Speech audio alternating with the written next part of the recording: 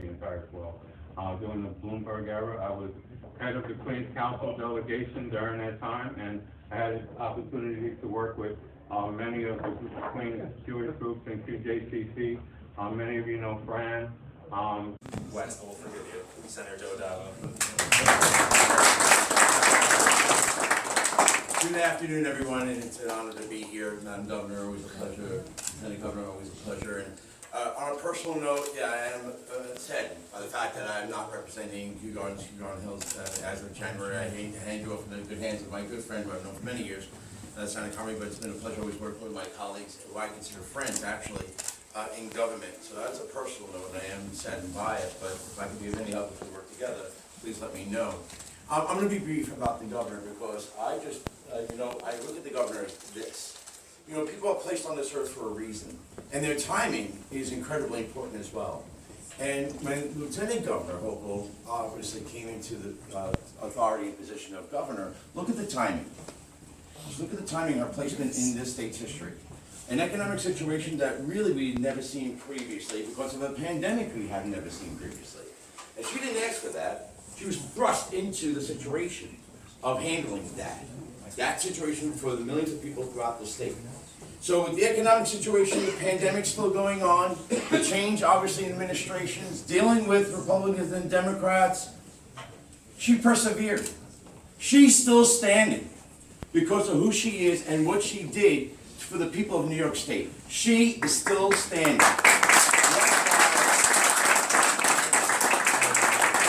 And that is why wholeheartedly, as a friend, I also endorse her as well. And to Lieutenant Governor saying, again, look at his record up in Congress, representing the people of his district, and that's what we need. People who hear the people of New York, and that's what the Lieutenant Governor has done. Lieutenant Governor Delgado listened to his people. But we're not done. Our challenges going forward are immense. They are real. Just look at what the Supreme Court did over the past couple of days. So we're going back to work to respond to what the Supreme Court did to try to make this state a safer state for everyone, Democrats and Republicans. Because when you talk about gun violence, there is no room for politics. There is no room for politics when you're looking to save a life. You're saving the life of a Democrat, you're saving the life of a Republican. There is no room for politics here. We need to do what we can to save the people's lives of New York State. I look forward to working with our governor and our lieutenant governor as we go forward to face any challenge that faces the people of New York State. Thank you very much, everyone. So this Tuesday is not just the governor's gubernatorial race, it's also the state assembly race. And my good friend Andy Hevesy has a primary appointment this Tuesday. Andy has been a true friend, a long-time true friend for the Jewish community in Queens. He represents Rego Park and Forest Hills and Kew Gardens now. So please, everyone, go out and vote on Tuesday. Ladies and gentlemen, have a seat. Thank you. I feel like I owe Dan $10 for that one. More. I do appreciate it, my friend. So I'm going to take a little bit of a different tact. First, Lieutenant Governor, I've just met. I really look forward to working with you. I'm going to keep my comments, if I can, focused on the governor, because there's some information that you should know about what she's done in office that doesn't make the headlines, but this is where I believe she has done her best work, if I may. So I was taught by my father, who was an elected official, that one of the dangers of being a politician is you look short term. You have a meeting and a meeting and a meeting and a meeting all day long, and everything is a different issue, and you've got to solve the problem as quick as you can. Where's the long-term thinking? Your predecessor, with respect, had zero long-term thinking. This governor is preventing problems, I had to take a shot. You can take two. The gentleman deserves it, sorry. But no long-term thinking. So this governor, while having the achievements that you've heard about, she also has started to prevent every societal problem in one shot. How do you do that? You invest in kids. You invest in our children. You invest in the future. So that's why this governor championed for the first time ever the largest single investment in New York State history in children, a $7 billion investment over 4 years for child care, allowing 400,000 new kids access to care. Let's give her a round of applause. But it goes deeper than that. There's another $375 million in the budget to extend universal pre-K upstate. There's also smaller amounts of money, $2.5 million goes into a program called Youth Build. Youth Build is how you get the kids who are picking up guns and going into gangs not to do that. This is the governor who has started for the first time looking to the long term and changing, not just to get through the election, but a course correction from New York State that we've been sorely needing for a decade. I'm so glad you did that. I am honored to support you and you, Lieutenant Governor, and I look forward to working with you. We have a lot of work to do, but I am very excited for the first time, and I want to be honest, I've been in Albany for 17 years, and it has been a dark time. You couldn't get things done for a variety of reasons. There's opportunity, there's partnership, and I just want to tell you how grateful I am. So thank you, Governor. Back into Shiva with the someone who really does need absolutely no introduction in this room, and it's really a chutzpah that I'm introducing him. He is someone who's represented the Queens Jewish community for a very long time, and also has a race on Tuesday. So again, if you're in Jamaica Estates and Holliswood, please go out and vote. Assemblyman David Weprin. We also have Briarwood and, a good part of Kew Gardens as well, so, New district, sorry. just keep that in mind, but, I'm very proud, to endorse, our great Governor Kathy Hochul as well, and, you can point that, and, I had just met, our Lieutenant Governor just, a week or two ago, but he's hit the ground running, and, I know he'll be a strong partner with the governor, so I endorse you as well, Lieutenant Governor.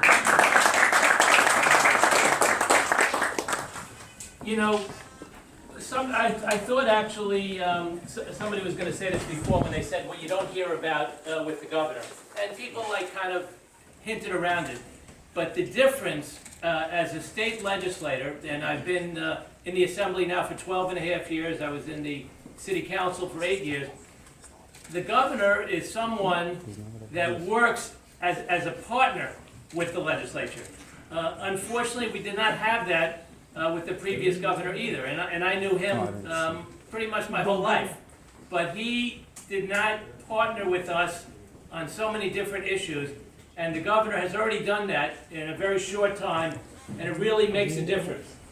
We don't always agree on every issue, but we try to work it out, we try to discuss it. And as was mentioned, we're going to be actually coming back to Albany on Thursday to deal with the Supreme Court's decision on concealed weapons, to make us all safe. And she didn't want to wait until next week. She wanted to do it this coming week, and I think we're scheduled for this Thursday, and I look forward to that as well. So once again, I am running again on Tuesday, so I do have opponents, and I hope I can have those that live in my district support, but mainly we're here for Governor Hochul and Lieutenant Governor Delgado. And I actually know Kathy Hochul from when she ran for Congress in 2011. Many of you may remember, I was supposed to be right behind her, because I ran for Anthony Weiner's seat. I was the Democratic candidate when Anthony Weiner stepped down, and Governor Hochul was the first Democrat ever to be elected in the most Republican district in the Buffalo area, and she hit the ground running. It was unfortunate that she didn't have the opportunity to spend more years in Congress, but she's certainly making up for it, and is doing a great job as governor. So thank you, Governor Hochul. Thank you.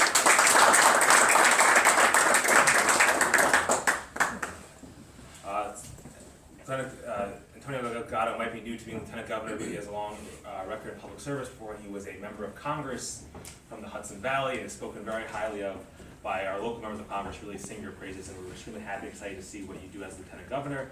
And I had the honor of voting for you and the Governor about a few hours ago at Queens College, which is open until 5 p.m. everyone.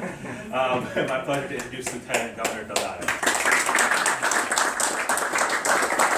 My remarks short, but Senator Comrie, thank you. I want to acknowledge Senator Adabo and Senator Hevesy, Senator Weprin, of course Shimmy. Thank you. To the entire community here, the Bukharian community. I am a friend of the Jewish community. My wife, some of you may know, is black and Jewish. We are raising our children Jewish. I have a personal connection. In fact, one of the first trips that I made as a member of Congress was to Israel. My wife had been there 5 times prior, but it was my first trip, and it gave me a window into the history on a very personal level, to see it through her eyes. Had a very profound experience to me, on me. Like the governor, I was a Democrat who was able to win in a very Republican area, 90% white, and very, very rural, the 8th most rural congressional seat in the country, in a district that President Trump had won by 7 points. So when you think about our style and our approach, and I think why we are such a good team together, I think our objective is to listen first and foremost, to not judge, to make sure that we come at this with an open heart, an open mind, and try to find ways to build bridges. We have a lot of folks out there who call themselves leaders today who fan the flames of hate and conspiracy theories for their own personal gain, as opposed to trying to figure out how to bridge divides. And you do that through love. You do that through compassion, through mutual understanding, through genuine dialogue. And that's something that I try to bring to bear, and I think that's something that makes us kindred spirits. I know in talking with the governor, I'm incredibly humbled to be able to serve alongside her. I know her heart is in the right place. I know she cares genuinely about public service, with an emphasis on service. And so as we attempt to lead, and I think, and I'll just conclude by saying this, because I want to hear from the governor like we all do. To be a leader isn't to be reactive. Right? To be a leader is to actually stick your neck out and take the shots. We talk about the bail reform and making sure we stand up against BDS, knowing that there are going to be hits out there. People are going to come at you no matter what. But being a leader is making sure that you set the tone and don't wait for the tone to be set. And I think in Governor Hochul, we certainly have that type of leadership. And I am incredibly humbled to be able to serve alongside her. And thank each and every one of you wholeheartedly for your support as I begin my own journey in my first statewide position. Thank you.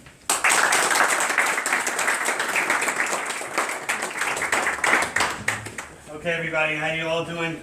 I wanted to thank every single one of you for coming out over here, short notice, for a very important endorsement of the current and the next governor of New York. I want to thank very, very much the host once again, Nati and Revital Elishayev, my dear brother-in-law, for hosting, and all of you for coming, all the leaders of the Queen Jewish community, the Bukharian Jewish community. It means so much. And the Assemblyman Rosenthal for doing so much for our community. It really means a lot. Jimmy Paulman, who is the king, unbelievable, the announcement that he does to our community. The colleague, all the elected officials, we're not going to get there because I'm going to miss a few names. I'm going to get in big trouble. But I'm very, very happy to see such a large turnout. And it's very important to make it loud and clear that our community votes, and we are happy to be the ones endorsing the governor and the lieutenant governor. So without further ado, I'd like to welcome, as an official endorsement for a few words as well, the governor of New York, and we're happy to announce the upcoming governor of New York. Let's give a nice warm welcome to Governor Kathy Hochul.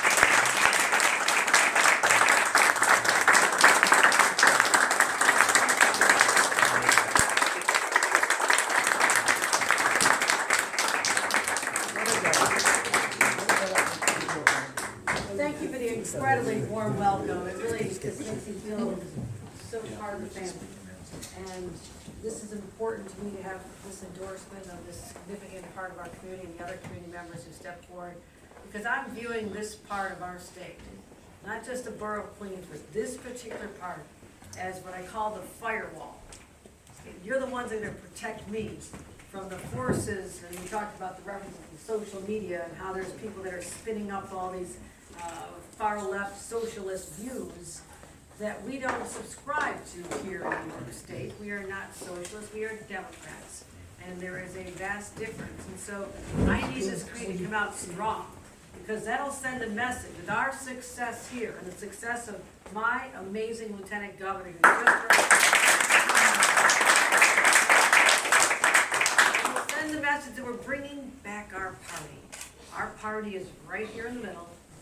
We have values that go back a long time, and that's to honor tradition, to honor families, and to honor religious freedoms, and to support education for our children, and that is why we've been so proud to truly, truly increase the amount of money going for our non-public schools, and especially in the STEM education, because I have been to so many yeshivas, and I see the extraordinary work that's being done there.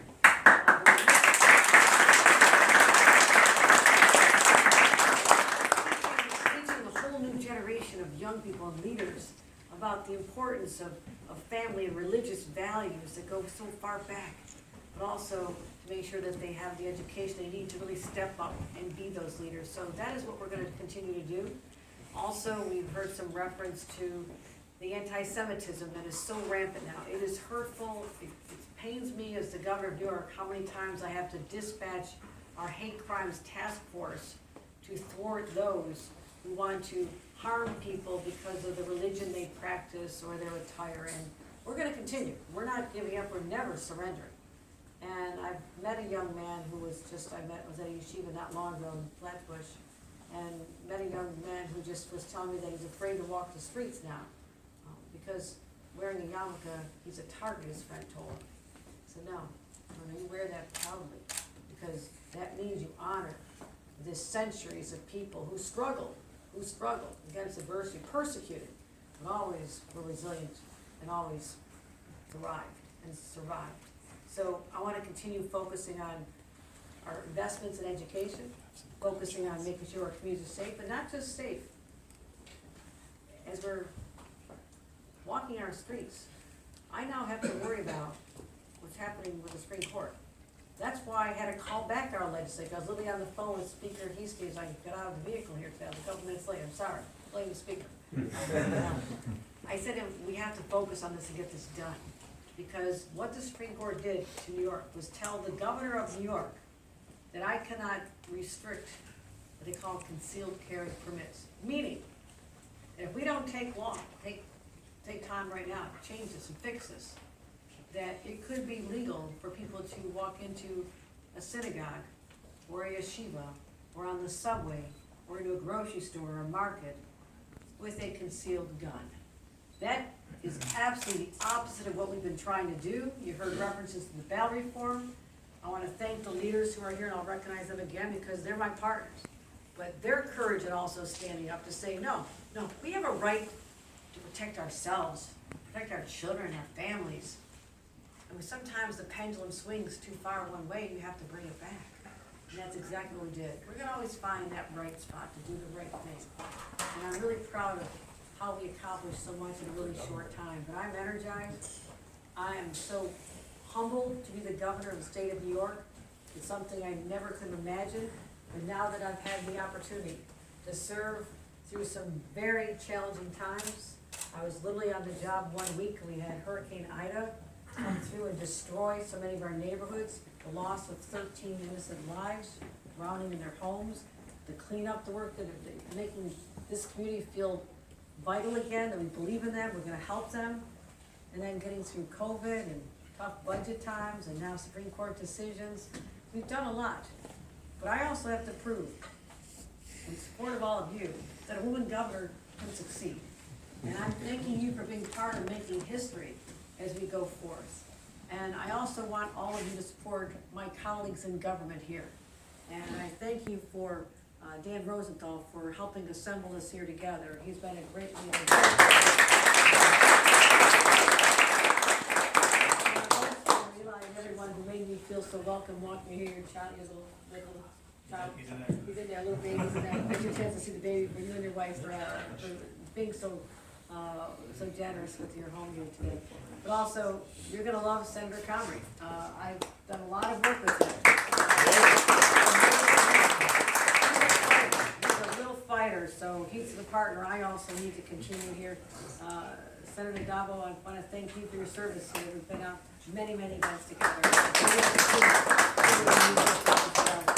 Also, David Weprin, who went out back in 2014, and we knew each other from my congressional race, but in 2014, I'm a brand new lieutenant governor candidate, just like Antonio Delgado. He's like, who's she? Who's she? She lived from a place called Buffalo? What's Buffalo? Is that an animal or a place? So he took me to senior centers. And I walked through the senior centers with David Weprin, people almost were throwing down flowers. They love him so much. It was beautiful, the reception you received because of all the work you've done in your district. And Andy, have a seat. Continuing on the legacy of public service from your father, who've long admired, and what you've accomplished as well as a fighter for our families and education. I thank you for that. And shimmy. Kevin, how many times have I seen you?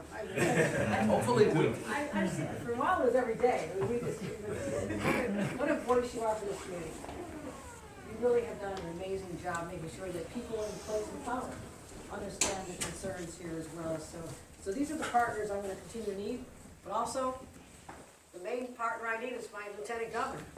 And as heard, we appear on different lines. It's not like a president and vice president. So there'll be people out there who are hearing other names of some other candidates and the social media frenzy around certain candidates. That's not who I want. That's not who I want. I want Antonio Delgado as my partner. He is that This endorsement means everything to us. It truly does. And if you can continue to amplify the votes we've already received here, and I'm grateful for that. But also, there are people out there who've not voted. And there are people out there who may not think it's important to vote. Who votes in June? What's this all about? I need all of you with the voices out there, the influence that this community has, the power that you have. I'm asking not just for your endorsement, but please unleash that. In the next day, you can vote till 5 o'clock today, and also on Tuesday. Tuesday's gonna be a big day for us. And God willing, and I'm a very religious person, I believe there's a reason why I'm in this place. It's not because I wanted to, because God wanted me to. God had a purpose. And I have to remind people that there is a spiritual underpinning of my belief in public service, that we're all called to do God's work here on earth. And that is why the support of the Bukharian community is so important to me as well. So you'll be part of the victory on Tuesday night. You'll be part of our victory in November. And I'll never forget coming here on a hot Sunday afternoon, gathering, taking the time out of your lives. I'm telling you, I don't take this for granted at all. I am humbled when I look around this room and see all of you who gave up your time to support this ticket for governor and lieutenant governor. So thank you.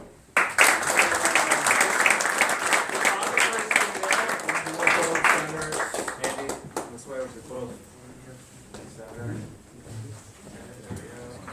Mr. Malcolm. Nothing's here.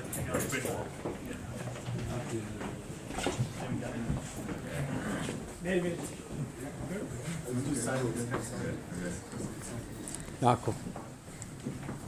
Let's get everyone in. Let's try to get his warriors. Axman, Avram. Let's go. Second, let's go.